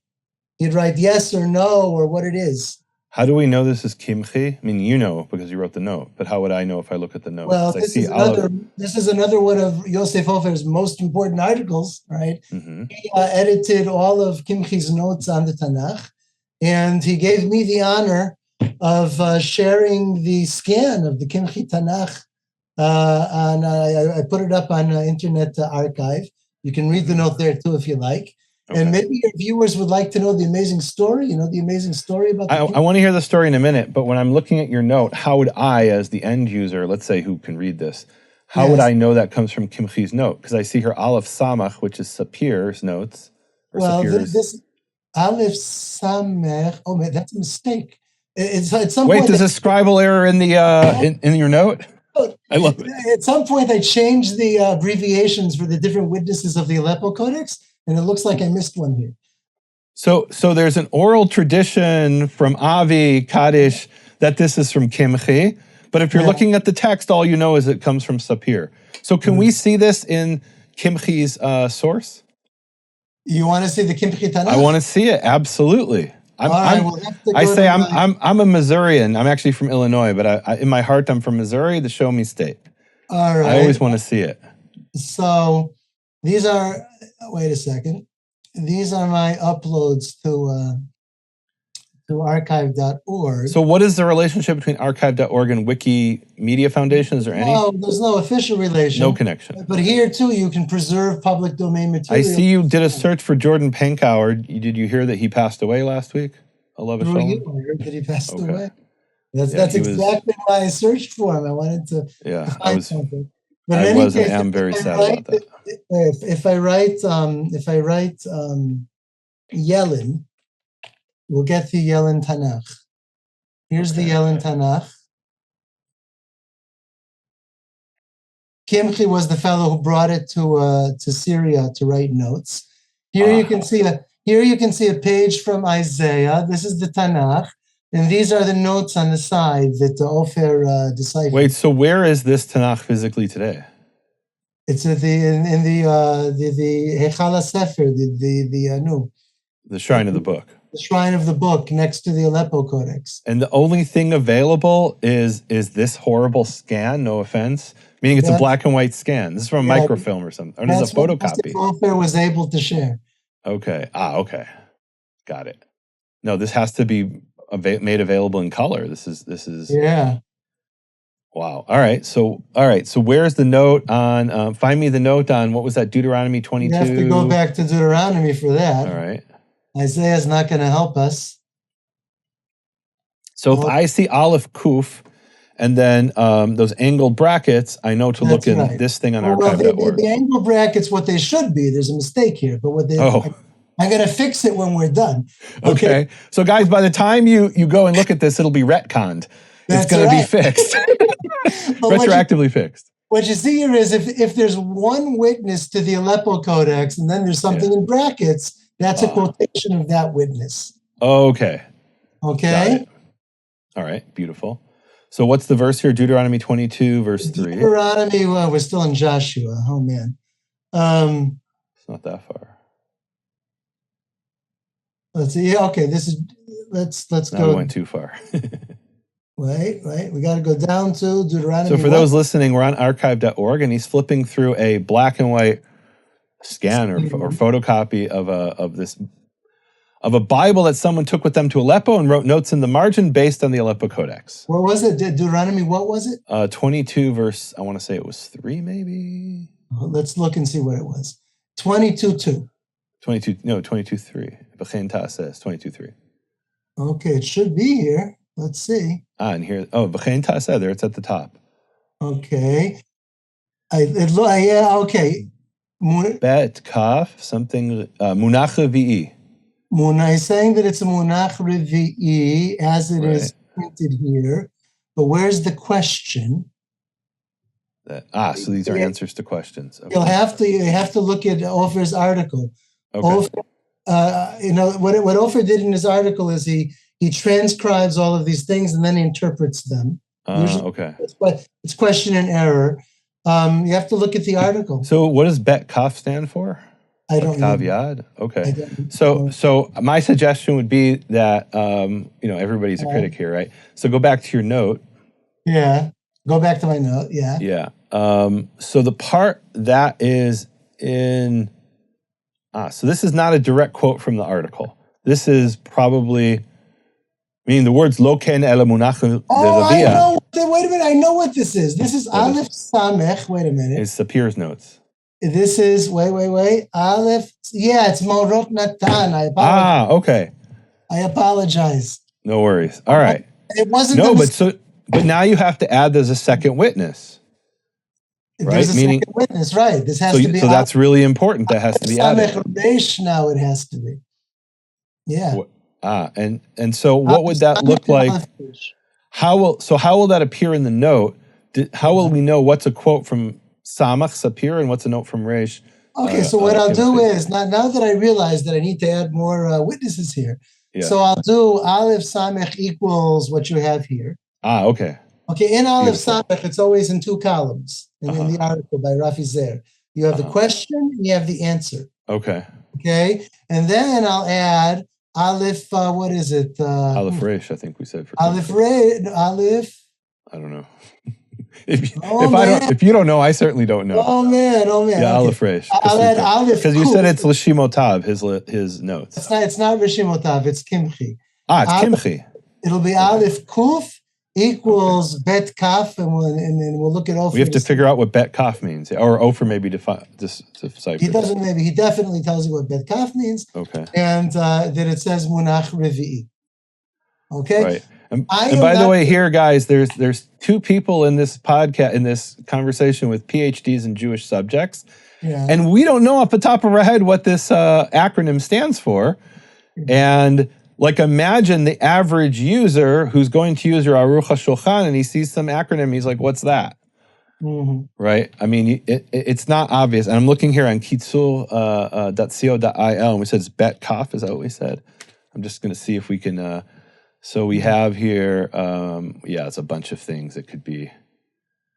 I have no idea. So they have Ba Koach, which is what do you call it? Don't look up the Kitzurim like for regular Hebrew abbreviations. You have to look in Yosef Ofer's. No, I understand, but as a starting point, if I were reading this, I would look in Kitzur and I'd see here's like 1, 2, 3, 4, 5, 6, 7 possibilities. None of these fit. So now I've got to do some more research. Maybe that's not a bet. Maybe it's a hey. I don't know. I've got to look at the guy's handwriting. Right, he's writing in script, and it's a black and white scan or photocopy. It's not even even color. You know what I want to do, Nehemia, with your permission? I want to prove that I am not perfect, and I forget tons of things. Can I prove that to you? Please. Okay. First of all, if I correct this thing we found, it's not actually a correction. If I add another witness to this note, it's always recorded in the history of the wiki page. Meaning, can you do it live while we're on the conversation? Do that. All right, I'll make a first attempt. I'll do it live as a first attempt, although more will have to be done afterwards. Okay, so and where do we say the missing source is? Who published that? Was it Zer or Ofer? Now I don't remember. It's the one we have in the note already is Zer. No, but so the other one is Ofer, and is this Ofer's Kasuto article? No, it's not. It's Masorete Natan. I'm confused. Masorete Natan is our notes on the Aleppo Codex published by Rafi Zer. Okay. And Yellen notes on the Yellen Tanakh were published and edited and explained by Yossi Ofer. And is that in the article on L'Shimotav Shel Kasuto? No, that's a different article. Oh, it's a different article. Which article is it? It's also on that same website. You can find it. Actually, let's see. Let's see the source. I'll show you how to find it based on this. You go to the introduction. Yeah. You go to the list of sources. Okay. In the list of sources on that thing. Okay. Al Pima Marol Shel Yosef Ofer. Here's the article. A link to the article. Let's open it up and see. Here's the article, and here's your article that you were talking about before. Oh, okay. And here's the article we're talking about now. Okay. Gufa Ma'amar is the article itself. Here's the article itself. At some point in this article, he explains all of the abbreviations. You can see that he's transcribing Kimchi's abbreviations. Okay. And they're not obvious. Some of these you would, here's Bet Kaf Samach. Yeah. The Ketel Stum. No, that's not what we're looking for. It's very small. Yeah. So Okay. and we're looking for Bet Kaf. Just Bet. We're looking for Bet Kaf. This is a different issue. These are parashot. These are okay. Open and close sections. Gaps in the spaces in the text. Guys, this is not trivial. Meaning, what I would love to see in the future. And again, everybody who wants, has an idea, is there to be a direct link if there's some way to do it in the note that I can go. I don't have to do a whole bunch of research. I can click on the note and then see the source in Ofer's let article. Me tell you something, Nehemia. Yeah. If you want to invest your time and energy, you can put that in. Can that be done in this? I don't have to invent my own thing? It can be done in this note if you wanted to. All right. Beautiful. Okay. It just takes people who want to do it to add it. I wanted to prove to you how mistaken I am. Okay. Right. So here we have, first of all, if I change a documentation note, the change is recorded. It's not lost. It's not like you said that someone changes it and then the old version is lost. Okay. In Wikisource, if I make that change, let's make the change. Oh, this is awesome, guys. Guys, in real time. Online. Michal Pi HaMasorah is being modified and more, it's not being really corrected, but more data is being added. It's not being corrected, but more data is being added. What verse was it here? It was 23:2. Yeah, this, I'm going to now write is Aleph Samech. Oh, that's a Dalet. Yeah, there we go. Aleph Samech. Okay. This is very cool. 1 second. We're fixing the online documentation of the Bible. Okay. And what did Yellen have? I think it was Bet Kaf. Yeah, that's what it looks like to me. Okay. Now, when will this show up in Al HaTorah? When he gets around to it. Okay, so it doesn't update automatically in the people using it. My comrade Ben Denkla, who now I have an excuse to mention him. Tell us about Ben. He's a programmer. He's a graduate of Harvard, and excuse me, MIT. I think he studied music in Harvard, if I remember correctly. Okay. So he has taken whatever I do. Automatically gets taken by him into a format that programmers can use. So somebody can take what he has and automatically upload it to Al HaTorah, for instance. Okay, got it. This is amazing. So here, guys, in future generations, scholars are gonna look at this, and maybe laymen, and they're gonna say there's two witnesses to this particular set of accents in the Aleppo Codex, and someone's going to say, and that was corrected on a podcast called Hebrew Voices in real time. I don't know if that's going to happen. Maybe there'll be a link to the episode even someday in the future. All right, if somebody wants to give the sort, this is beautiful. You're showing us. You know what's so beautiful about this? So the Masoretes, we have this story that they corrected their Bibles many times, or Ben Asher did. And you're like, wait a minute, how could Ben Asher make a mistake where he needs to come back and correct it? And here's an example, right? Meaning like there's one source, and there's actually, and there's a lot of, there might be 4 more sources, we don't know. So meaning maybe you did this early on and you weren't looking at all the sources or whoever. This is definitely something that I did early on. Okay. I actually haven't, maybe after I show you this example and how I make mistakes, I'll tell you how I did it. Okay, beautiful. Tell me. So Pirsum Shinuyim, I've saved the edit, and now watch this. This is cool. I go to Shinuyim Acharonim, recent changes. Recent changes anywhere on Wikisource, even for Huckleberry Finn. Okay, and here's the change I just made at 7:30 in the evening Israel time, and I click on Hevdel on difference. Oh wow, that's cool. That at 7:30. Here is how the text was before, and here is the change. Not just one witness, Samech, but 2 witnesses, Samech and Kuf. I've added that the first witness was Aleph Samech, and I've added the second witness, meaning Aleph Kuf. And if somebody thinks that I did something stupid or I made a mistake, they can revert my change. Wow. Now, I'm a registered user. They know me. They respect me. Okay. If somebody would do something silly, okay, here, it would immediately get reverted. This won't get reverted. And who would do the reversion? Who would change it back? So take a look. I'll go to recent changes. And in recent changes, you can see what people are working on. And you can see all the various people who work on it. This guy's been on Wikisource for at least 15 years. This one's more recent. Nahum is there someone here who's anonymous who, if you saw it, you would be like, I have to check to see if this is right? There's definitely anonymous people, but you learn them by their edits. If they do stupid things, they get blocked. Okay. If they do helpful things, right, then they get recognized and their edits get accepted. Now, one second, Nahum, I just want to mention him. Nahum, okay, is in his real life, when he's not doing his Wikisource hobby, he is one of the editors at the Chorev Publishing House. Oh. And he's one of the editors of the Chorev edition of the Breuer Tanakh. Okay. So I believe that's the second edition of the Breuer Tanakh. Second edition of the Breuer Tanakh. So he is reviewing my edit. He always reviews my edit. Okay. And if he sees that I made a typo, he fixes it. Okay. So he might come along and say, oh, I don't think that's a bet, that's a hey, and it stands for XYZ, right? For example. All right. Beautiful. Okay. That is very cool. This is very cool. Okay. All right.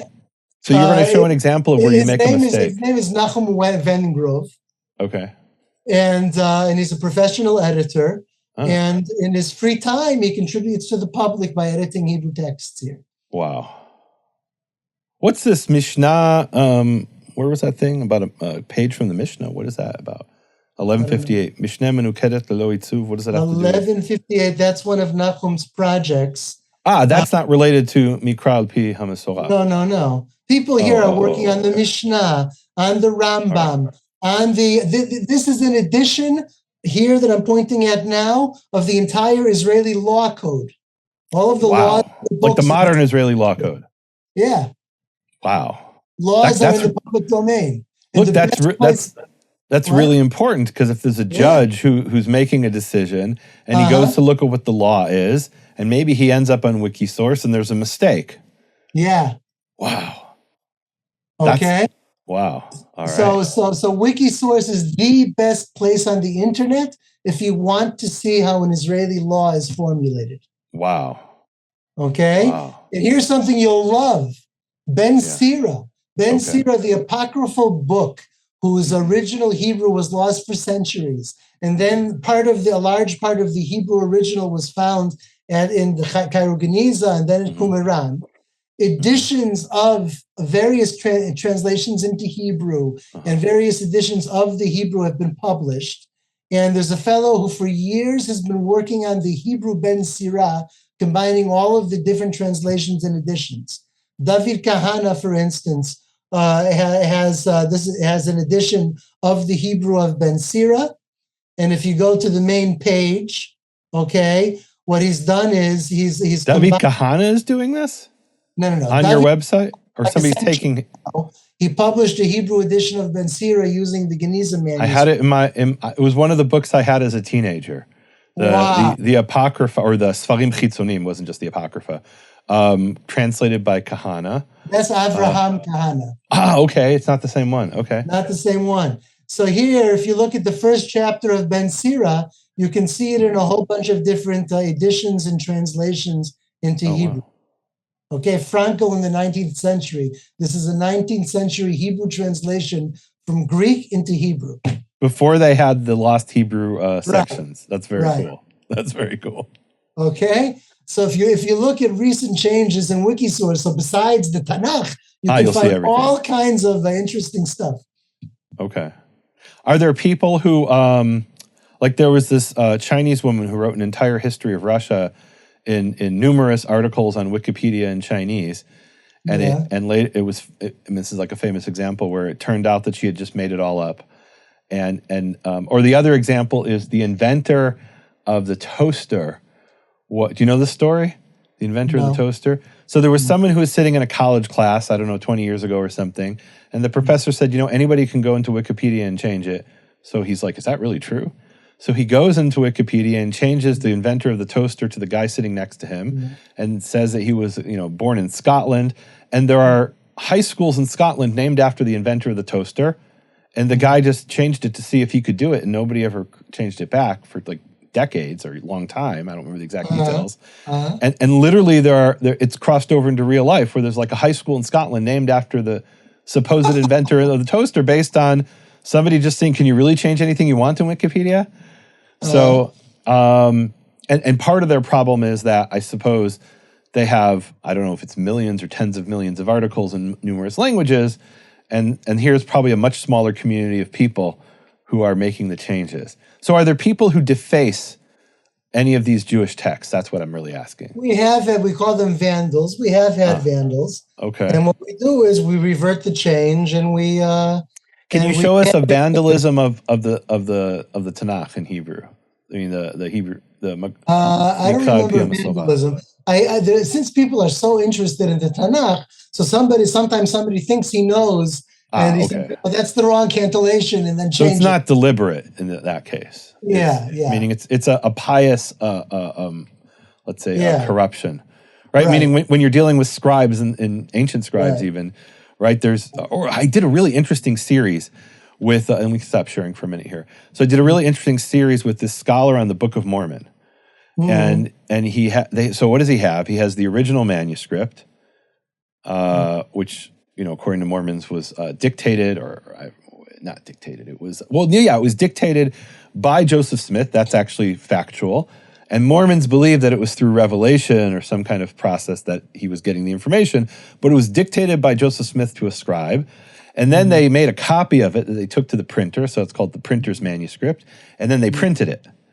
Yeah. And you'd think, okay, all three are identical. It's 1830. Like, no, there are huge differences. Not huge differences, but there are significant differences. And he says, and he shows how sometimes in the original manuscript there are errors that they corrected in the printer's manuscript. And he says the printer's manuscript is obviously right.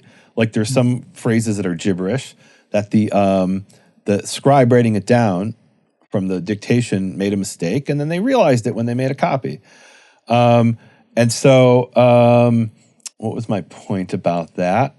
It's an interesting insight into how in a very short, like all of this is within a short period of time, like 1829 or so at 1830. And then there's cases where they corrected the original manuscript based on their printed edition, right? Let's talk about retconning, right? They're like, oh, that was a mistake in the original. Let's correct it. Now we have it fixed. And there's some instances where it's not clear that it was a mistake in the original. So the point is that he really fleshes out how there's these different types of modifications. There's pious corrections by somebody who thinks, oh, it was originally a mistake, maybe because he doesn't understand the original. There are errors. And so he distinguishes between an editor and a copyist. An editor makes deliberate changes, whether they're pious or maybe not so pious. And a copyist makes very mechanical types of errors. He knows in his head it's supposed to be a certain thing because that's a common phrase, and he writes that down instead of the phrase that's actually in the source. It's very interesting stuff. Yeah. So, all right. So you showed us the example did you show us the example of the mistake that you made, that you're not perfect? Me not being perfect, that's easy. No, you were saying you wanted to demonstrate to us with an example. I just want to show you the, what I showed you just now is a correction to a note.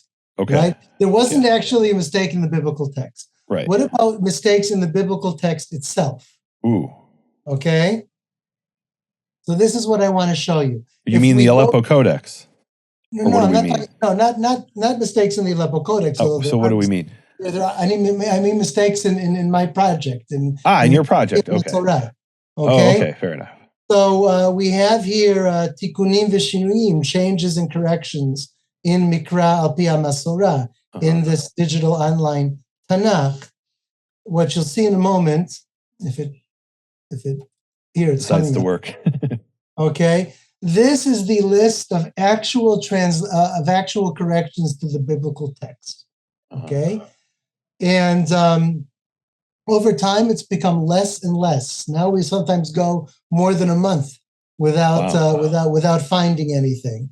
At times, sometimes, in the past we would get daily, weekly, not dozens, but multiple corrections. Okay. Now it's far, far less. And it's interesting that is crowdsourcing. The more people who are using it, the less suggestions for corrections you get. Why? Because the more people who are using it, the more they've already located the mistakes and they've already been corrected. Okay? So what you have here is me and my partner, Ben. BD is Ben Denkla. He does the programming stuff like auto edits. But what I do is, for instance, okay, Ben discovered, this was Ben's discovery, that this secondary accent in the book of Psalms called the Tenorit was printed over the wrong letter. Printed by who? No, not printed. It was typed in your edition. Okay. Yeah, it was over the ayin instead of over the vav as it should have been, and as it appears in the Aleppo Codex. Okay. And what would be the difference in? Can you just demonstrate the difference in, let's say, pronunciation? I think the difference in pronunciation would be 0. The Masoretes apparently, I guess, had some kind of perhaps. I'm not even sure they did with Sinorit specifically. If there's a musical value to Sinorit. No, but wouldn't it put the emphasis on a different letter? Avoni instead of avon. But except that Sinorit does not appear over the accented letter. It's not over a primary accent, and it's not even over a secondary accent. Okay. Wow. All right. Sinorit is a very minor thing. Okay. So it might not have affected pronunciation or chanting at all, but it was typed in over the wrong letter. Okay. That I corrected at the end of August. In the middle of July, this was also Ben found this. There wasn't a stress helper. We had stress helpers. Stress helpers are the Masoretes. Most of the cantillation notes are written over the stress syllable, but some of them aren't. Some of them are written always at the beginning of the word or always at the end of the word, even though the accent is not there. So you don't know from the mark where the accent is. What Mikra Pi Masorah does is it does something the Masoretes started to do. The Masoretes themselves, even in the Aleppo Codex itself, in certain words where the accent isn't clear, the reader might not be sure where the accent is. It supplies an extra copy of the accent over the stress syllable. Okay. We do in Mikra Pi Masorah, we provide it everywhere. This already appears in printed editions more than 2 centuries ago. Wolf Heidenheim, who printed the Torah in Germany, which was the basis of the Torah in the Korean edition of the Bible. He already does this. So Ben noticed that I missed the stress helper in this word, so I added it. So if I'm using, can we look at Psalm 49:15 in your edition? Give me a date. Oh, you want to see this exact? Yeah, I want to see this exact one. 49:15. Yeah, I want to see how can I know that in the manuscript it might not be written twice. It's only written once, and you've added the second one. Okay. So that's what I'm asking. We have 2 kinds of documentation. We have local documentation notes for things like we already looked at, like Daka or the change in the cantillation. We also have a global introduction. The global introduction explains global editorial decisions like the decision to add stress helpers. The idea is that you can always know what the manuscript has even before you look at the manuscript. How do I do that? How? If the Aleppo Codex on occasion adds a stress helper, and the digital edition, of course, also has a stress helper, then I add a documentation note saying that the stress helper even exists in the manuscript. And if there's no note like that, then you can assume it's not in the manuscript. Right. Wow. And the introduction explains that. This is amazing. I want to do a second part if you have time. If not, we'll do it a different time. I don't know if you're going for 2 I'm good hours. tonight. It's before All right. Rosh So Hashanah. I Let's get appreciate. stuff done before the New Year. So I'd like to try to do like a 30-minute separate segment, if you're willing to, that I put for just subscribers. Would you be willing to do that? This is all going to be open source. You're an open source person. I'd like to have a bonus section where we talk for maybe 30 minutes. You explain the meaning of the word mikra. Can we do that? I'd like to do that. So any final words, Avi? Let's sum up the episode, and what do you want to share with people? Okay, I wanted to sum up with, I didn't actually say what it's based on. I didn't actually type the Tanakh. Okay, I took pre-existing typed versions. I'm very grateful to Chris Kimball for the Westminster Leningrad Codex. Mm-hmm. I think it wasn't, it was very useful for Jews on the internet, but I don't think it was meant for Jewish use. The purpose of the Masoretic codices was double. The Masoretic Codex was meant to be correct in its letter text, so the Torah scrolls could be corrected against it. And it was also meant to be correct in its vocalization, so that readers could check and verify their reading to make sure their reading was correct. But since the Leningrad Codex has lots and lots of letters that are wrong, and the Leningrad Codex has all kinds of not necessarily mistakes, but anomalies, let's say, in its vocalization. So the diplomatic edition, the Westminster Leningrad Codex, wasn't sufficient in my eyes. Okay, I used Rabbi Mordechai Breuer has this great statement where he says something to the effect of, if you wanted to choose a worse codex than the Leningrad Codex, you couldn't have found one. Really? Yeah. Oh, yeah. He's very critical. But he also said that to copy the vocalization of the Leningrad Codex. No, for the consonants he's talking about. The vocalization of the Aleppo Codex. No, but for the consonants he's talking about. Meaning, and look, guys, we're not talking about, like I said, you won't have Ishmael bound to the altar. But you might have, is the word Be'or referring to, Balaam, the son of Be'or? Is it written with a Vav or without a Vav, right? That kind of thing. The bottom line is, if you want to read the Torah in the synagogue, or even if you want to study the Torah with commentaries, the Torah in the Leningrad Codex is not good enough. It's not good enough. Not good enough. Really? And so the Westminster Leningrad even to study it, what would be an example where it's not good enough even to study it? Because I'm assuming that later you want to talk about Mikra.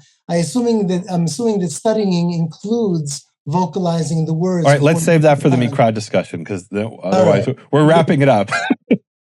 Okay, and the second thing is that there was the Mechon Mamre edition. The Mechon Mamre edition is far more accurate than the Westminster. What's that based on? It's meant to be like Breuer. They even write that they follow Mordechai Breuer. And in almost all the details, it's identical to Breuer. Really? There's certain global editorial decisions they made to distinguish themselves from Breuer, like how you represent Kriuchtiv, or do you write a dot in the divine name? Okay. You mean the Cholam? What? The Cholam in the Cholam. Okay. Those things are stylistic. And but basically they follow Breuer and they did a good job. But A, there are some mistakes. And B, this was the big one, it's not available under an open license. Okay? So what would I do for the parts that the Aleppo Codex does exist? So I started with the Torah where the Aleppo Codex doesn't exist. I used the Westminster Leningrad Codex with corrections. I would just dump the WLC, Westminster Leningrad Codex, onto Wikisource. And then week by week, I'd go over the weekly portion and I'd change the consonants and I'd fix the vocalization. And so where the Aleppo Codex isn't preserved and there's no witnesses, what are you basing it on? The correction. I'm using the work of people like Breuer and Twain about how to reconstruct it, although I didn't follow exactly either of their methods. Okay. And the introduction explains all of that. Okay. And so week by week, I do the parasha. And I didn't do a perfect job. And it didn't matter that I didn't do a perfect job. Why? because it was a good enough job. And then next year or next week or whenever, somebody could fix it and make it even better and better and better. And the people at Wikisource, like Nahum and others, are fantastic, right? They would also go into it and they would help to improve it. Okay. So then I also did the 5 Megillot, which mostly don't exist in the Aleppo Codex. Then I had the rest of the Tanakh.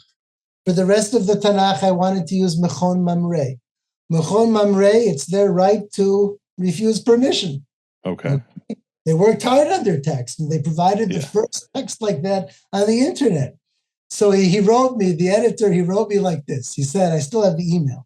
He said, you can't publish my text, but if you want to use me as a typing service, and you do the work yourself from the manuscripts, not only do I not want to stop you from doing that, but I couldn't stop you from doing that. Okay? So that's what I did. Unlike the WLC, which I dumped the Torah onto Wikisource, I couldn't dump anything from Mechon Mamre. Okay? I wonder, well, okay. So there's actually a legal question that neither of us is lawyers and we shouldn't get into maybe. But so there's this concept that you can't copyright facts. Right. And this was the famous case between Elisha Qimron and the Biblical Archaeology Review.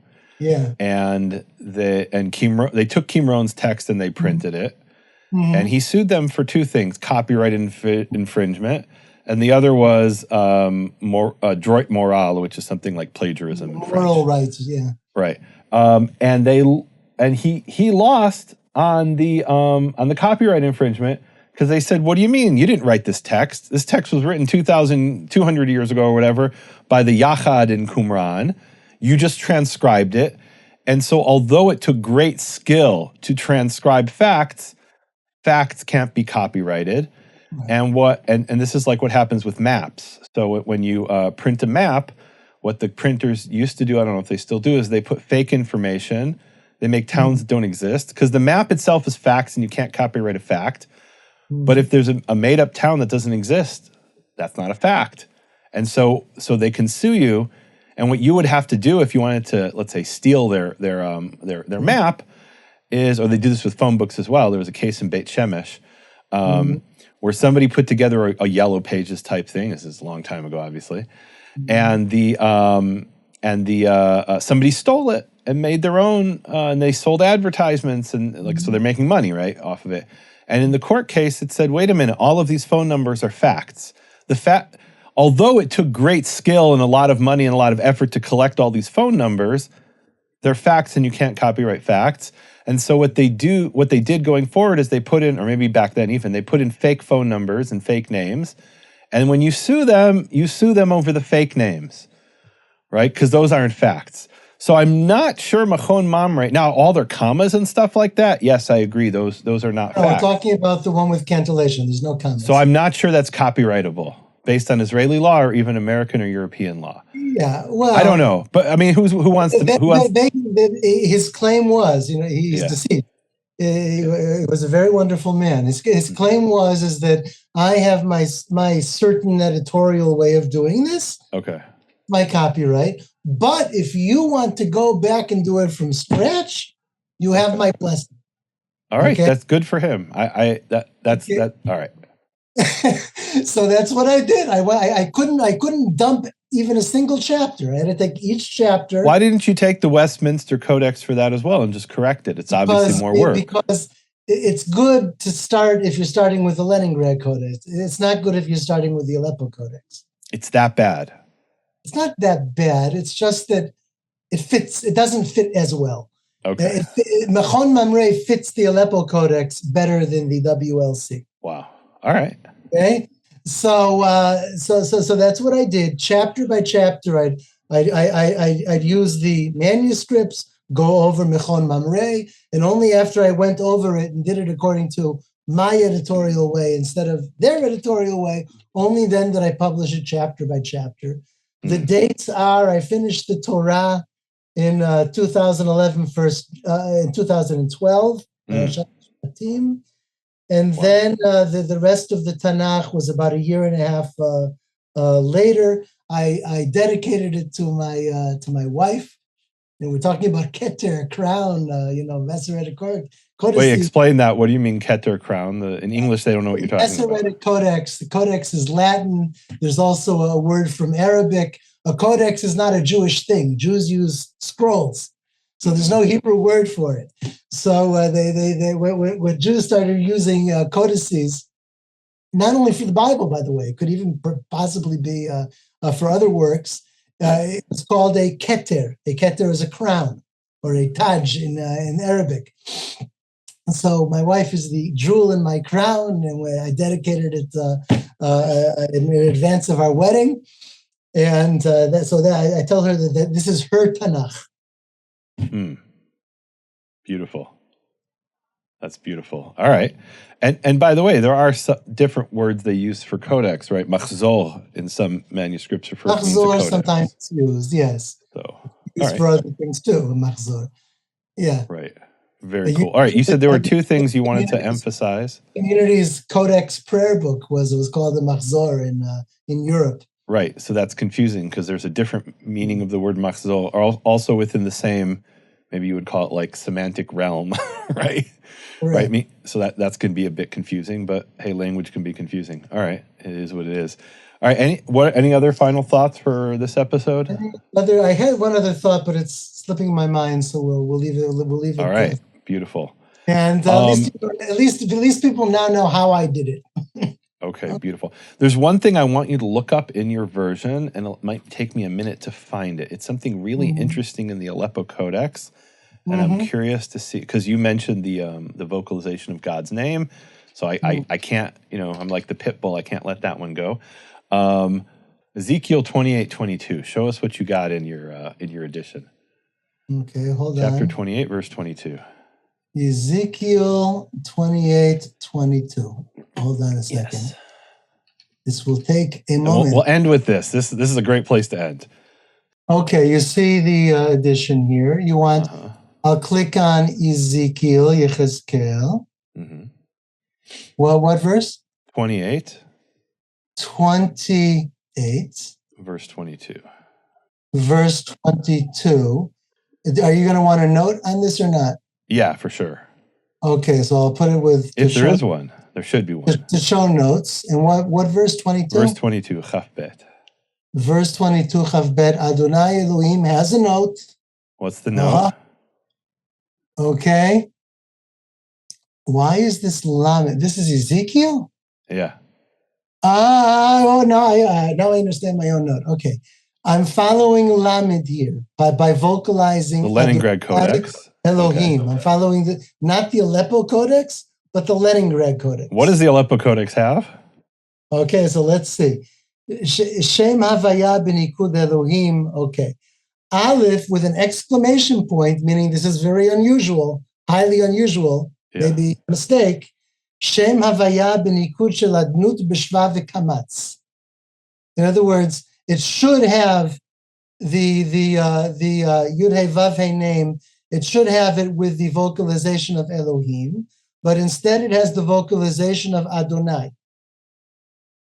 Okay. And when you say so go on. What else does it say? Okay. Bimkom nikud shel Elohim b'shva v'chirik, u'v'tosefet shel nekudat chalom ba'ot hei harishona b'domeh v'nikud haragil shel Elohim. This needs to be explained. That normally when the Aleppo Codex vocalizes the divine name Yod He and Vav He pronounced as Adonai, it doesn't write the cholam dot for the sound O. But when it vocalizes it as Elohim, it does write the cholam dot as O. Here it vocalized it maybe accidentally as Adonai, but it wrote the dot as an Elohim. Okay. If it's not an accident, how else could it be explained? I have no idea. Okay. No, it's obviously a mistake. Yeah. Well, obviously. My hypothesis would be that it's a mistake. Okay. And all right, we won't get into these, but I actually have a pretty cool thing here. I got to examine the Aleppo Codex on January 15th, 2020. Yeah. And I took let me share my screen here. I imaged that particular pair of words with a 50x microscope. And then I had to stitch the images together because there's multiple images. So if you let me share the screen, I'll show you. Oh, I'm sorry. Yes. No worries. So here is what it looks like in the manuscript at 50x magnification. And it's interesting. There was originally a cholam on Adonai. In fact, when I say originally, maybe it's still there. It's not clear to me from this image whether the cholam was scratched off. It might have been. But Adonai, I can't remember. No, that's a separate thing. It's a separate story. But here you have the shva, cholam, and kamatz, which is what you were. And what I wanted to see is, okay, if I look at high resolution images, maybe something was modified here. I don't know. I was trying to see if I could see any modification of the name. I couldn't. Obviously, to me, it's obvious that this is a mistake, right? In other words, the scribe generally wanted to write the vowels of Elohim on that instance of Yud He Vav He, but in this instance, he wrote different vowels, and because he made a mistake. And it's the kind of mistake that other scribes make all the time. For the Aleppo Codex, it's very, very surprising that Ben Asher proofread it many times, and he still never noticed the mistake. Could you put the image back? I had a thought. Yeah, hold on. Oh, yes. Okay. Yeah.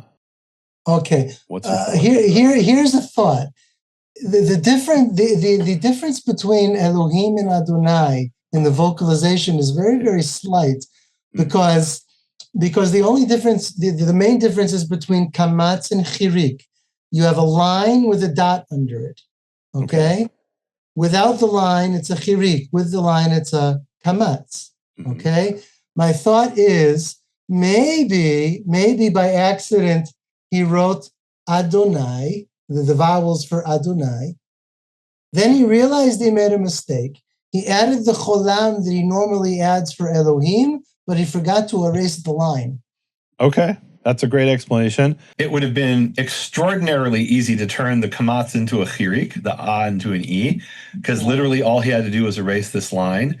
And that kind of correction where a line is erased appears on almost every page, probably every page of the Aleppo Codex. I don't think that's an exaggeration.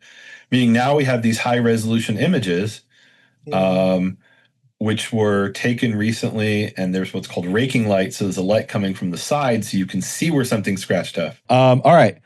Avi, this has been an amazing conversation. I feel like I'm a kid in a candy store, and I just loved every minute of this. And this is wonderful. You have been listening to Hebrew Voices with Nehemia Gordon. Thank you for supporting Nehemia's Makor Hebrew Foundation. Learn more at nehemiaswall.com.